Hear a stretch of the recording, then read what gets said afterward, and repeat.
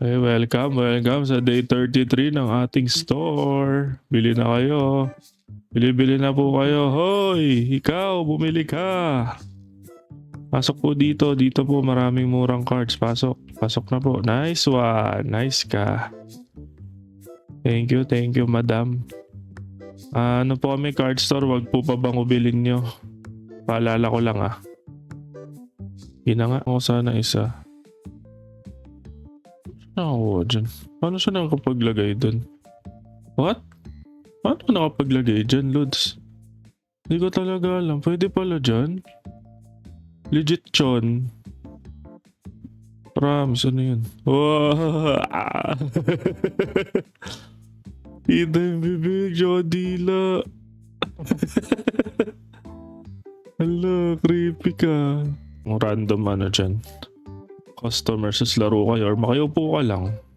Maganda siguro madagdag yan. Para sakto dun sa roadmap nila na maglalabas talaga sila ng TCG.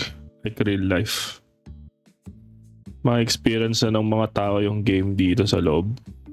Kasi hindi ka pwede umupo Or di ko pa siya na-explore. Pero yun nga, regardless, maganda yung ganun. Ganun tayo kumuha, no? Sa paubos na.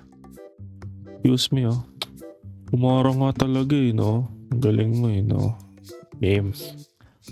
Dito tayo sa labas mag-open. Baka lucky dito. Please be lucky. Please be lucky. Bang. Oh, diba? Lucky me, full art. Sabi sa inyo, lucky dito sa labas Kailangan natin makakuha ng magandang card. Magams. Uy! Wala, holo lang. Nothing special, nagulat lang ako sa kulay.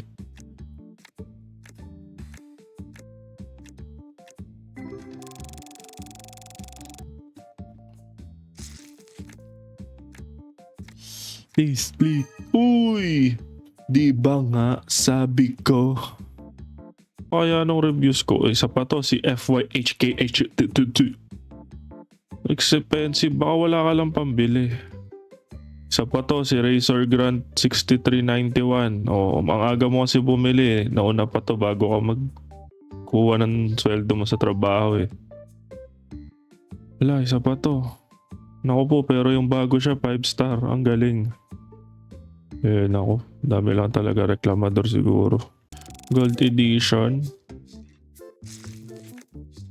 Not bad, pero could be better. Uy, first edition na foil. I see you, okay. Kaso walang dating din yung mga first edition Hindi siya masyado, malaki yung value.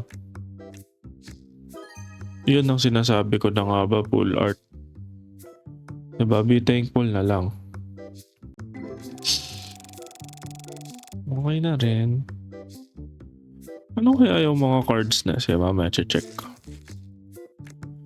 Bakit kaya may mga cards na parang may foil yung border? Hindi ko alam yung tawag sa ganun. Ayan, gold edition. Nice one. Gold edition na foil. Tingnan natin kung anong tawag dito.